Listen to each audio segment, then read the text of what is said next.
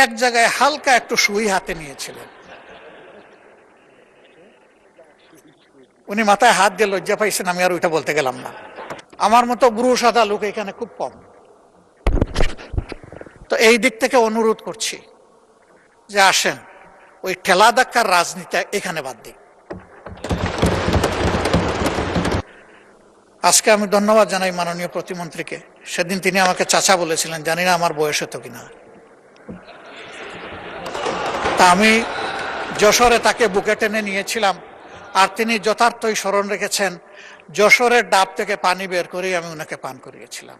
আমি ঢাকা থেকে নেইনি ওটা। আলহামদুলিল্লাহ, তিনি যে মনে রেখেছেন এই জন্য তাকে ধন্যবাদ। তিনি খুবই পজিটিভ অ্যাপ্রোচে আজকে কথা বলেছেন এবং আমি মনে করি যে একটা রিয়েলিস্টিক বক্তব্য রেখেছেন। শুধু এক জায়গায় হালকা একটু সুই হাতে নিয়েছিলেন। উনি মাথায় হাত দিয়ে লজ্জা পাইছেন, আমি আর ওইটা বলতে গেলাম না।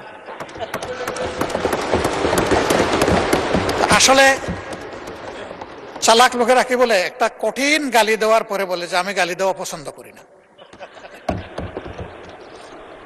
যেটা আমি পছন্দ করি না এটা আমি করবই না।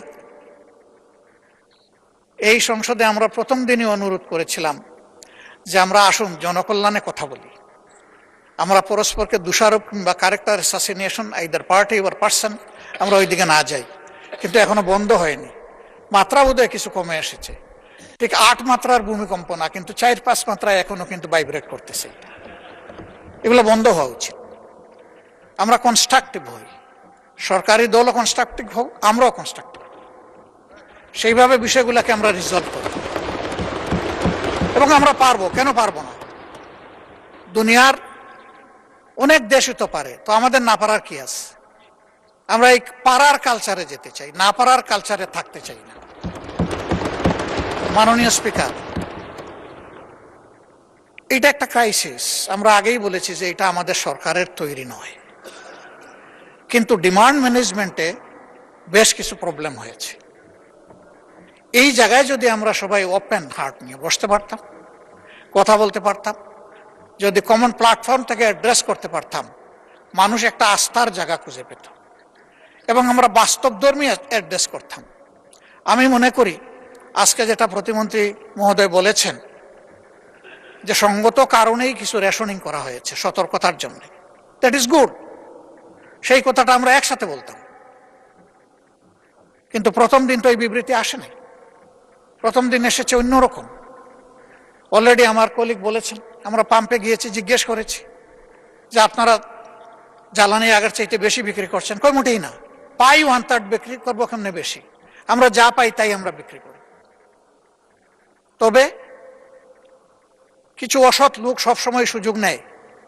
এই ধরনের পরিস্থিতি যখন আসে, ওরা সুযোগের অপেক্ষায় একদম খাপ ধরে বসে থাকে। আমি বলবো সেই লোক আমি হলে আমাকে ছাড় দেবেন না। জাতির স্বার্থে আমি হইলে আমাকে ধরুন, পাকড়াও করুন, বরঞ্চ সাধারণ মানুষের চাইতে আমাকে আরো বেশি করে এক্সপোজ করে দেন। যারা অসৎ তারা কোনো দলের হতে পারে না। এরা দলের সুযোগ নেয়, সুবিধা নেয়, কিন্তু দল যদি বিপদে পড়ে ওই সবার আগে ফেলাবে। এই সমস্ত সুযোগ সন্ধানীদেরকে সামান্য কোনো অ্যালাউন্স দেওয়া উচিত নয়। আমার 2 নম্বর অনুরোধ যে এই হাউসে বসে আমরা যে কথাগুলো বলবো, এটা কিন্তু হাউসের এই প্যারাডাইমের ভিতরে থাকছে না, গোটা দুনিয়ায় চলে যাচ্ছে এটা। সুতরাং এই কথার ওয়েটেজ থাকতে হবে, কথাগুলো অথেন্টিক হতে হবে, সত্য তথ্য নির্ভরশীল হতে হবে এবং দায়িত্ব নিয়ে কথা বলতে হবে। আজকে একটা বললাম, কালকে আরেকটা বললাম, জনগণ আমাদের কথা বিশ্বাস করবে না। একই সাবজেক্টের উপরে কথার যেন ধারাবাহিকতা থাকে আর ময়দানে যেন তার ইমপ্লিকেশন থাকে। এই দুইটা যখন জনগণ খুঁজে পায়, তখন আমাদের কোনো স্টেটমেন্ট করারও দরকার পড়বে না। প্রত্যেকের বিবেক আছে।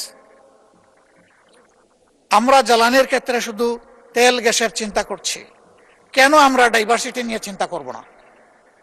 কেন আমাদের জাতির একটা শর্ট টার্ম, মিড টার্ম এবং লং টার্ম একটা স্ট্র্যাটেজি থাকবে না এনার্জি জেনারেট করার ব্যাপারে? সেই বিষয়গুলো নিয়ে আমি মনে করি যে খোলামেলা আলোচনা আমাদের এখানেও হতে পারে, আবার এখান থেকে গঠিত কোনো কমিটির মাধ্যমেও হতে পারে। সেই জায়গায় আজকে সরকারি দল বিভিন্ন স্টেক হোল্ডারদের সাথে বসছেন। মাননীয় মন্ত্রীর রেফারেন্স এসেছে, তিনি দুটো করেছেন, আর একটা সেশন করবেন কামিং শনিবারে। আচ্ছা, শনিবারের মধ্যে উনি বলেন না এই যে সমস্যার সমাধান হবে, উনি বলেছেন যে একটা সেশন হবে। আমি ওনাকে একটু হেল্প করলাম, আমি তাই শুনেছি।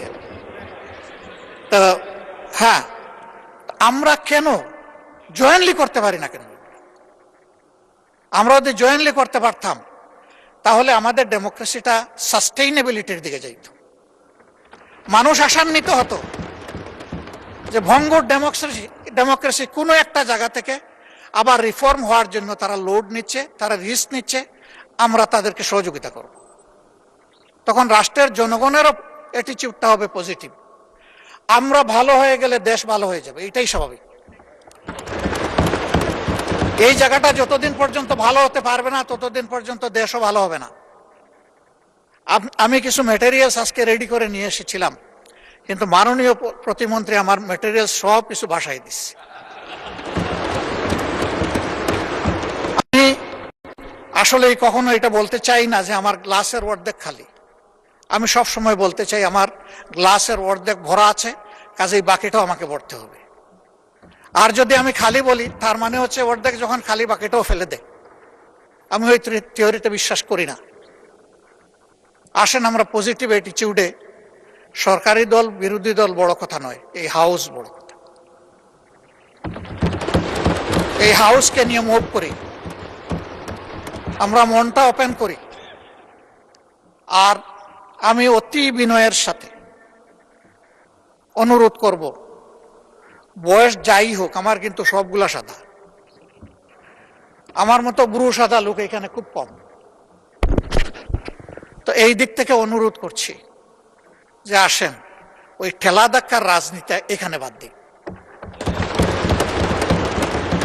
এই জায়গায় আমরা সিনসিয়ার টক করি, পরস্পরকে রেসপেক্ট করি।